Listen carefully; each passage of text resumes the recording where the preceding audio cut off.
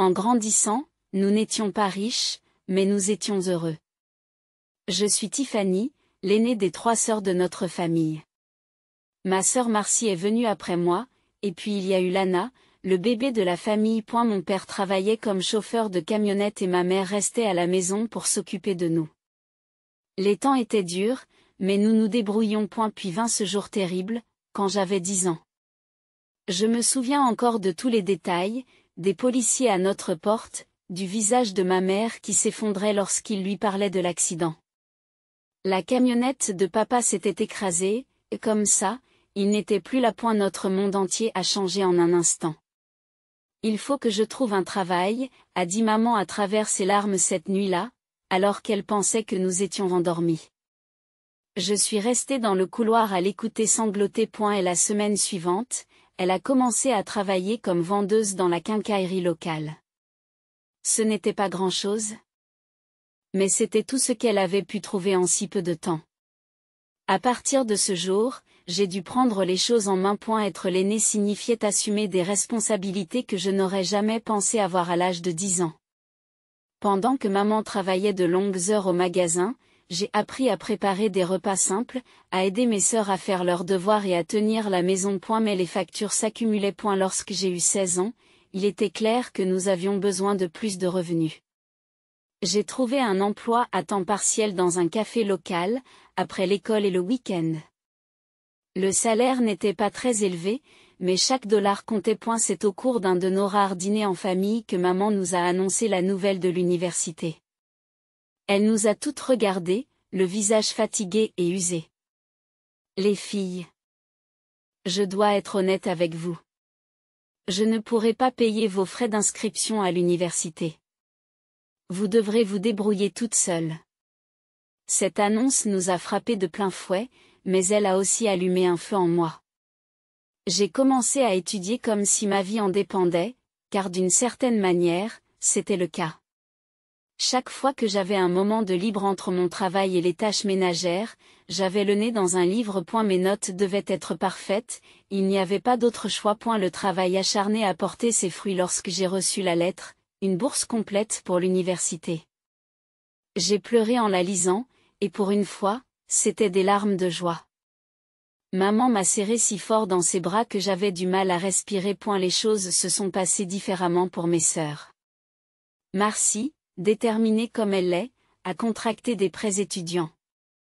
Elle a réussi à obtenir son diplôme. Mais je savais que ces prêts lui pèseraient sur la tête pendant des années. Lana a pris un chemin complètement différent. À 18 ans, elle est entrée directement sur le marché du travail. Entrer à l'université avec une bourse complète n'était que le début. J'ai vite appris que les livres et les frais de scolarité n'étaient pas les seules dépenses dont je devais me préoccuper. Je partageais un petit appartement avec 2 autres étudiantes, Sarah et Rachel, afin de diviser le loyer en 3. Comment fais-tu pour travailler autant tout en gardant de bonnes notes ? Demandait Sarah en me regardant partir en vitesse pour un nouveau service au café du campus. Et la vérité, c'est que je dors à peine. Entre les cours, les études et le travail à chaque heure, mes journées étaient bien remplies. Mais je n'avais pas le choix, il fallait payer le loyer et ma famille avait encore besoin d'aide. Maman, je t'envoie de l'argent pour les factures, disais-je lors de nos appels téléphoniques hebdomadaires. Connaissant déjà sa réponse. Tiffany, chérie, tu devrais le garder pour toi, protestait-elle, mais je pouvais entendre le soulagement dans sa voix. Chaque mois, j'envoyais ce que je pouvais épargner, me laissant parfois juste de quoi acheter des nouilles ramen et du café. Après l'obtention de mon diplôme, les choses ont commencé à s'améliorer. J'ai trouvé un emploi dans une société de marketing et c'est là que j'ai rencontré David.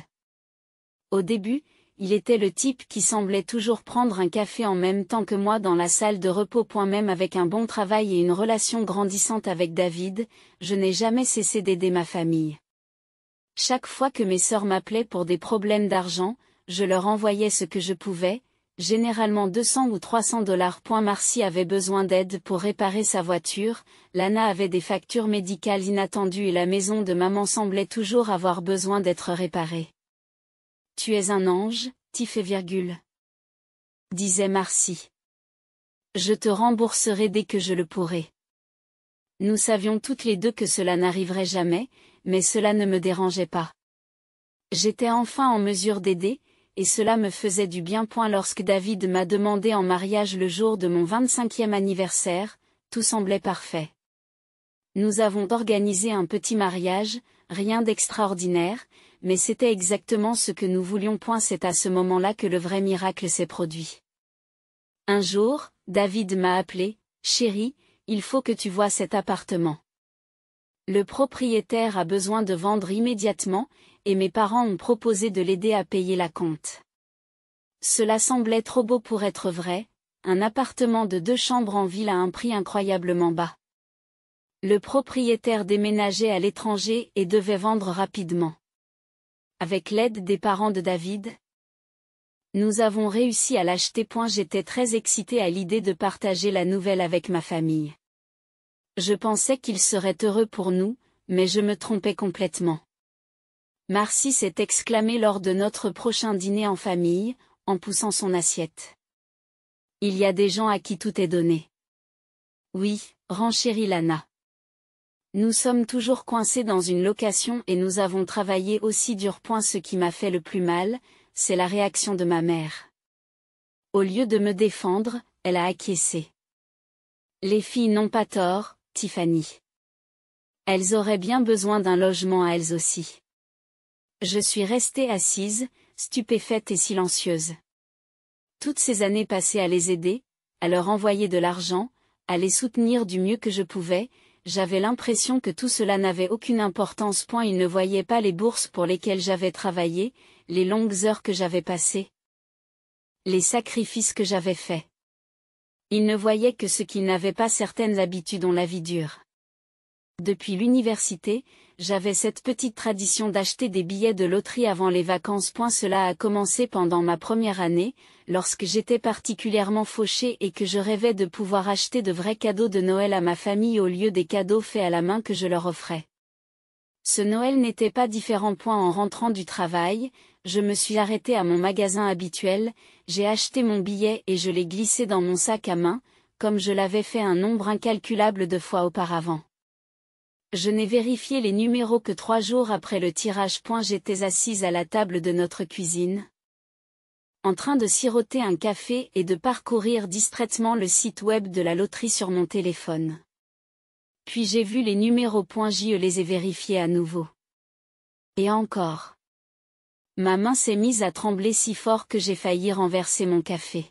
« David » ai-je crié. « David, viens ici. » Et elle est arrivée en courant de la chambre, encore en pyjama. « Qu'est-ce qu'il y a? Tu vas bien? » Je n'arrivais pas à parler. Je lui ai tendu mon téléphone et le billet. Il a regardé plusieurs fois entre les deux, ses yeux s'agrandissant à chaque fois. « Putain de merde » a-t-il chuchoté. « Tiff, c'est 400 000 $.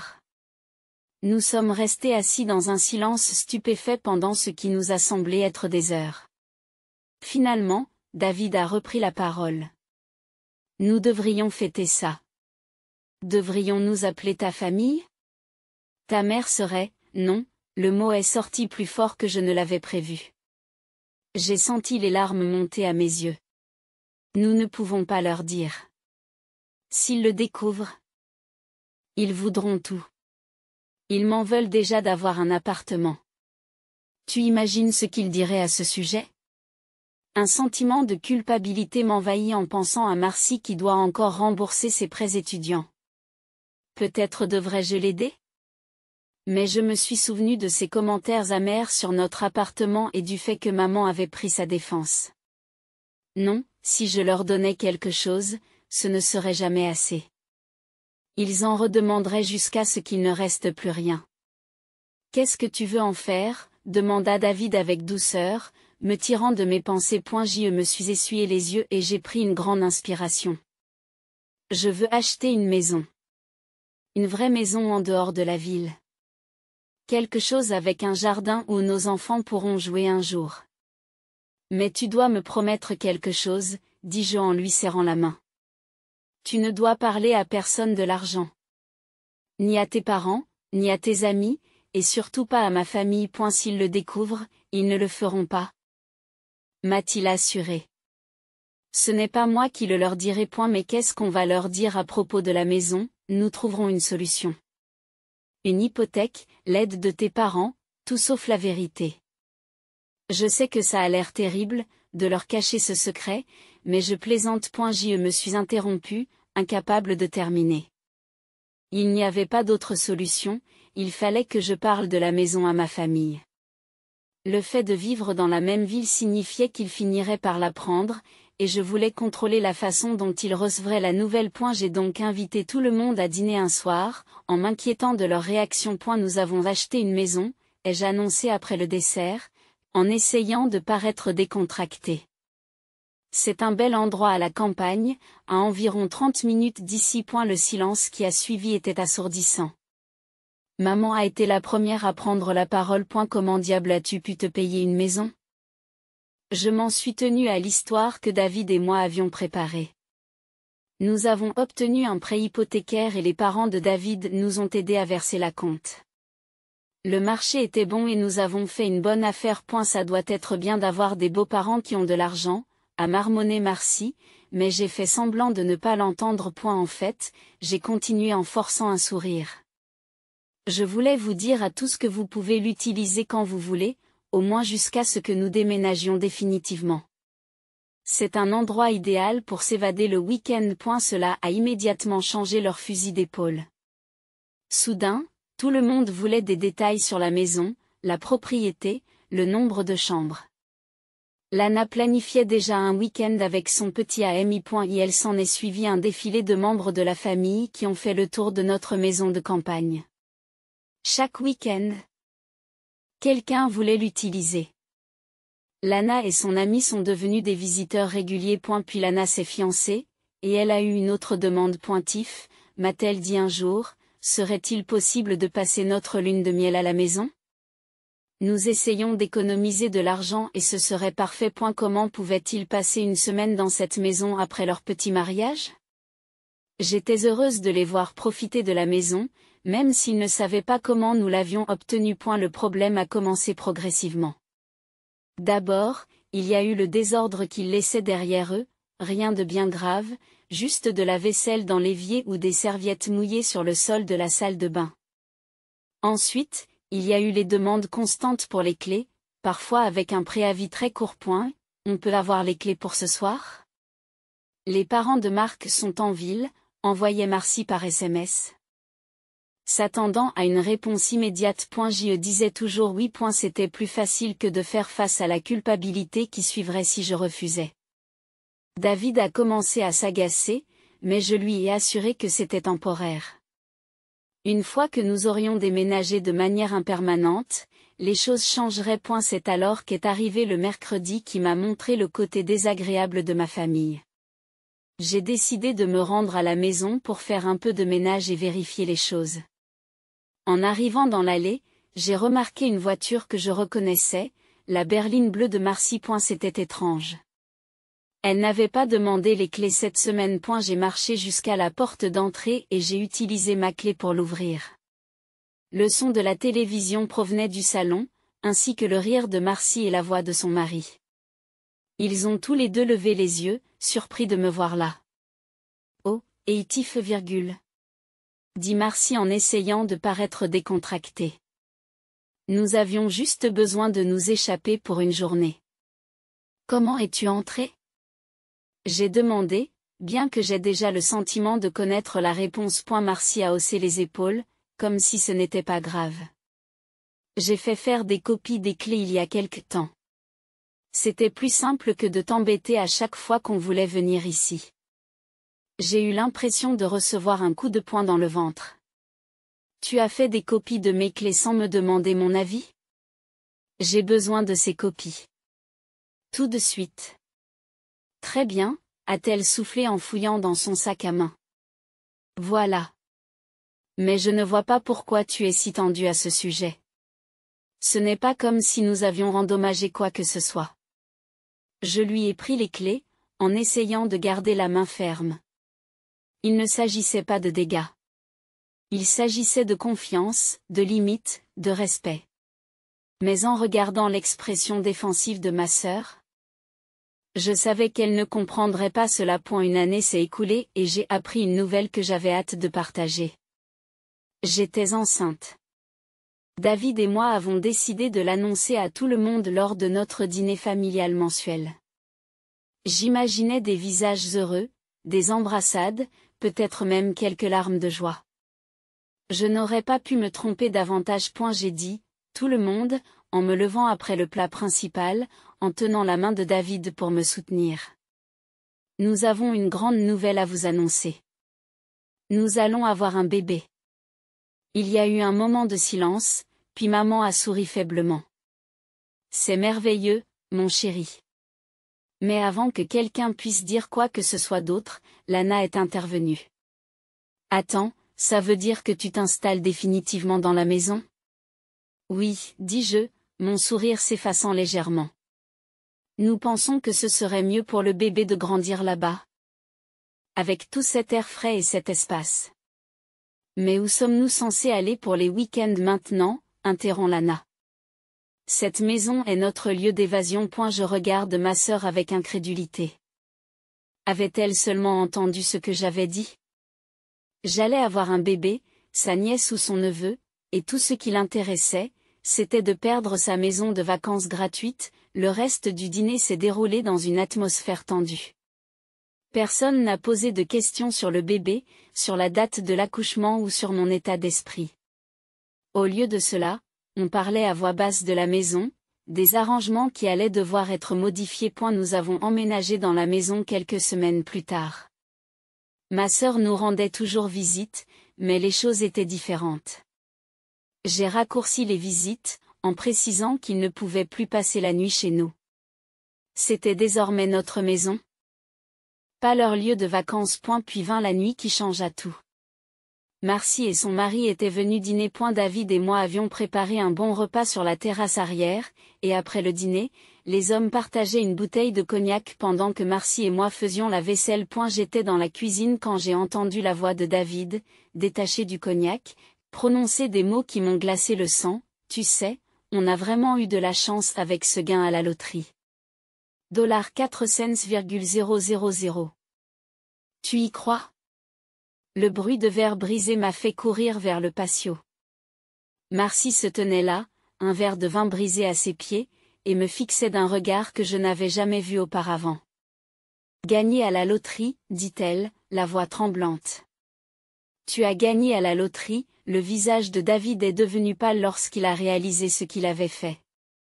J'ai ouvert la bouche pour parler, mais Marcy m'a coupé la parole. Espèce de salope menteuse, a-t-elle crié. Tout ce temps. Tu as eu de l'argent. Une maison magnifique, alors que nous nous battons tous pour payer le loyer. Marcy, s'il te plaît, ai-je commencé, mais elle ne pouvait plus raisonner. Tu aurais dû la partager avec nous, a-t-elle crié. Nous sommes tes sœurs. Vous vivez dans le luxe alors que je suis encore en train de rembourser mes prêts étudiants. C'était mon billet, ai-je dit en essayant de garder une voix stable. Mon argent.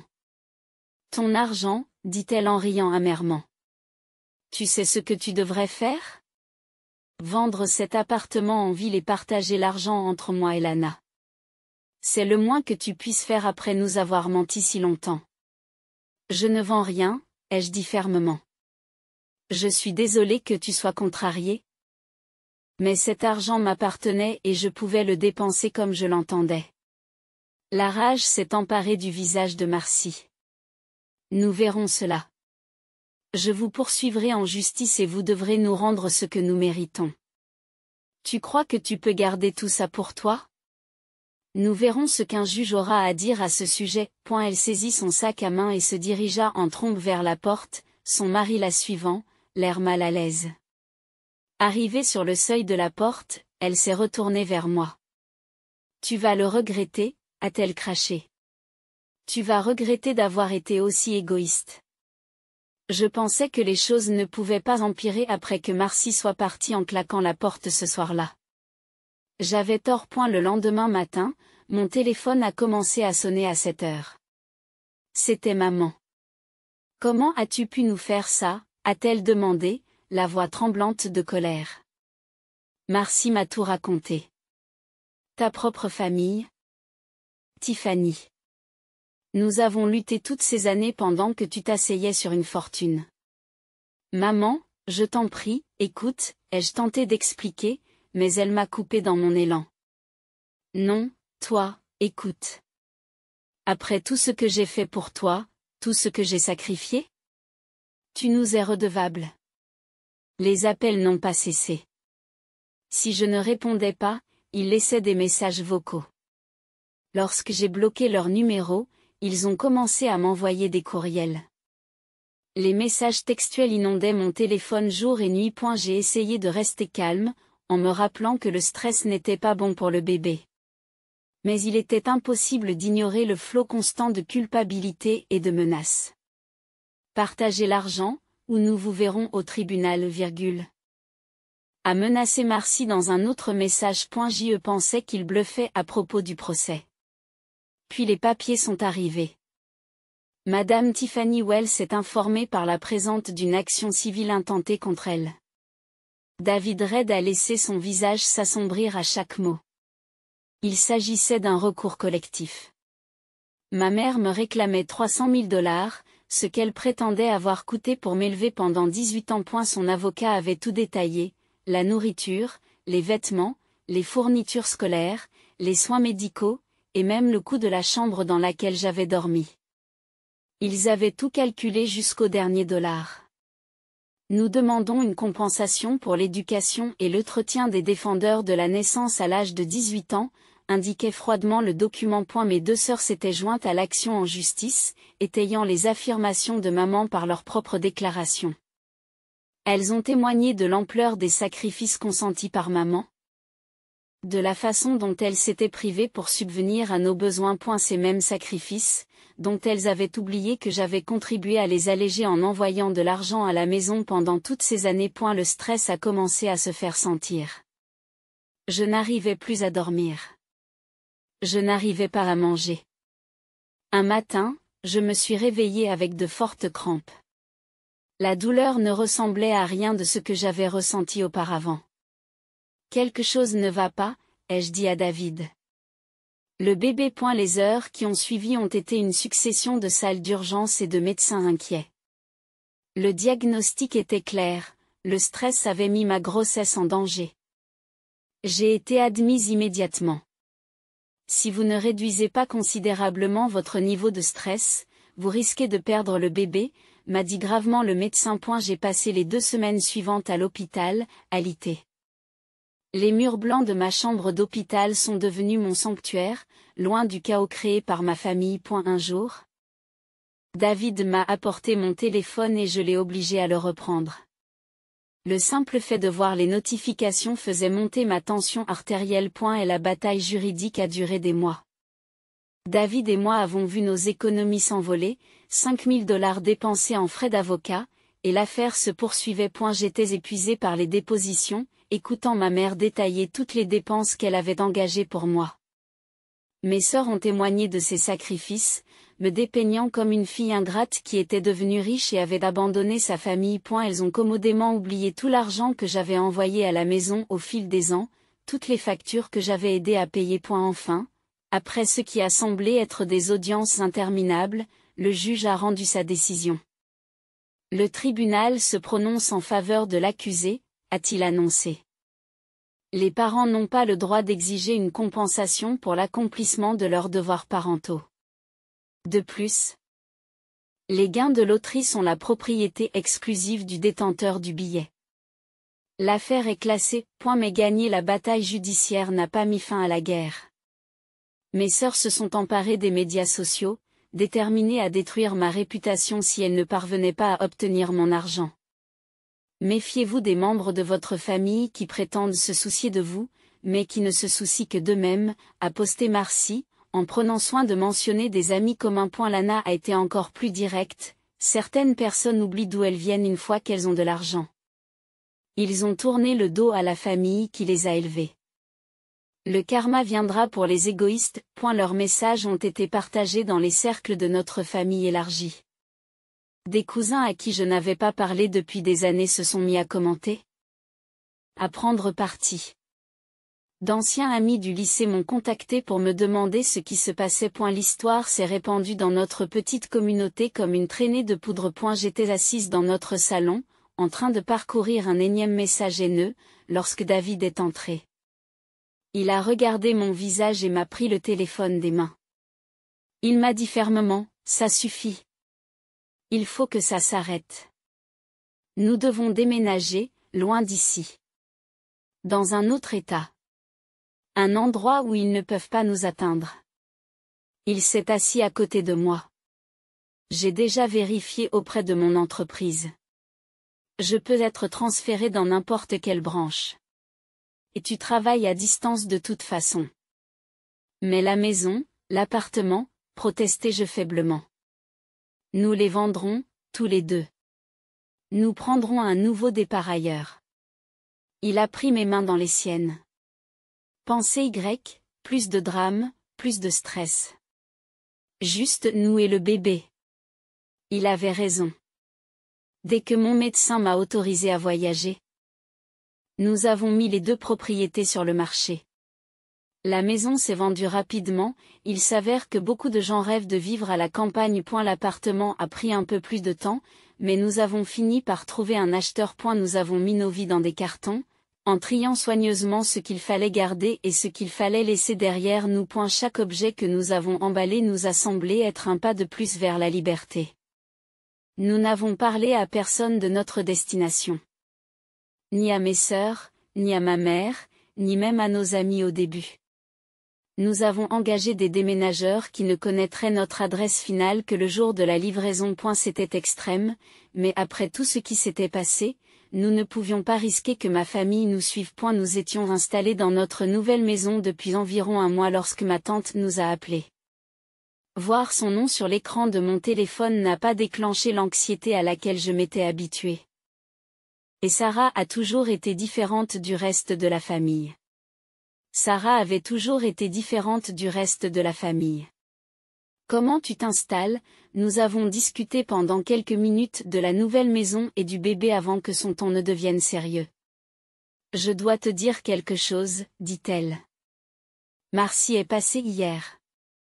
Elle a posé des questions sur toi, elle voulait savoir où tu avais déménagé. Mon cœur a battu la chamade. Qu'est-ce que tu lui as dit? Rien.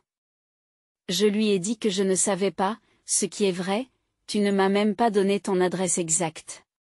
Elle fait une pause. Mais elle m'a demandé de la prévenir si je trouvais quelque chose. Elle avait l'air déterminée. J'ai laissé échapper un souffle que je ne savais pas que j'avais retenu. Merci, tante Sarah, de ne rien lui dire. Oh, chérie, je ne le ferai pas. J'ai vu tout ce qui s'est passé. Ce qu'ils t'ont fait, soupire-t-elle, ce n'est pas juste. Après avoir raccroché. Je suis entrée dans ce qui serait la chambre du bébé. David et moi avions travaillé dessus tous les week-ends, peignant les murs d'un jaune tendre, assemblant les meubles, posant la moquette en peluche dont j'étais tombée amoureuse. Le fauteuil à bascule près de la fenêtre était désormais mon endroit préféré. Assise là, à regarder la chambre d'enfant à moitié terminée, je pensais à Marcy et à ses prêts étudiants. Pendant si longtemps, j'ai porté cette culpabilité, le sentiment que j'aurais dû l'aider, que j'aurais dû partager ma bonne fortune. Mais maintenant, cette culpabilité avait disparu. Tu as fait tes propres choix, Marcy, ai-je murmuré à la salle vide. C'est toi qui as commencé tout ça. C'est toi qui as monté maman contre moi. Tu as préféré l'argent à notre relation. David m'a trouvé là plus tard, en train d'esquisser des idées pour les étagères que nous voulions installer. Regardez ce que j'ai trouvé, me dit-il en me montrant un éléphant en peluche. C'est parfait pour le thème du safari dont nous avons parlé. J'ai souri et lui ai fait de la place pour qu'il se perche sur l'accoudoir du fauteuil à bascule. Nous étions si heureux ici, dans notre nouvelle vie. Plus d'appels téléphoniques furieux, plus de messages menaçants, plus de stress. Il n'y avait que nous, en train de préparer notre bébé, de faire de notre maison un foyer. J'ai regardé la pièce, la douce lueur du soleil du soir à travers les rideaux que nous avions choisis ensemble, les petits vêtements déjà suspendus dans l'armoire, le berceau à moitié assemblé qui attendait son occupant. C'est ce qui compte maintenant, ai-je dit doucement. Cette pièce, cette maison, notre famille, celle que nous construisons. Pas celle que j'ai laissée derrière moi. Le bébé a donné un coup de pied, comme s'il était d'accord, et j'ai ri. D'une certaine manière, mon monde s'était rétréci, plus de réunions de la famille élargie. Plus de relations compliquées à gérer. Mais il s'était aussi infiniment agrandi, rempli de la possibilité de ce qui m'attendait.